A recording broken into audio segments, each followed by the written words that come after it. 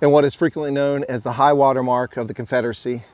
This is perhaps one of the most famous engagements in U.S. military history, with Pickett's charge.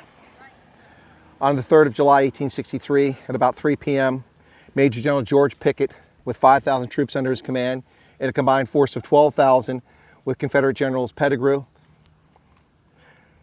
and Trimble, began the attack 3/4 of a mile away from here on the opposite side of that field, over in that tree line. The 12,000 Confederates advanced right into the dead center of the Union line in a desperate but foolhardy attempt on the part of General Robert E. Lee to break the center of the Union defenses, split the forces, and win the day. In what has become one of the most famous engagements in the history of military battles, what was known as Pickett's Charge, Confederate forces continued across this field, coming under withering artillery fire and rifle fire as they approached this point.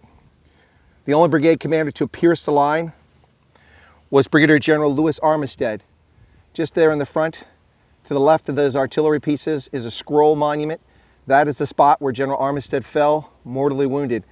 He and about 300 Confederate troops from his brigade had pierced the Union defenses and gotten this far. But there was little left behind them as the casualties mounted across the battlefield.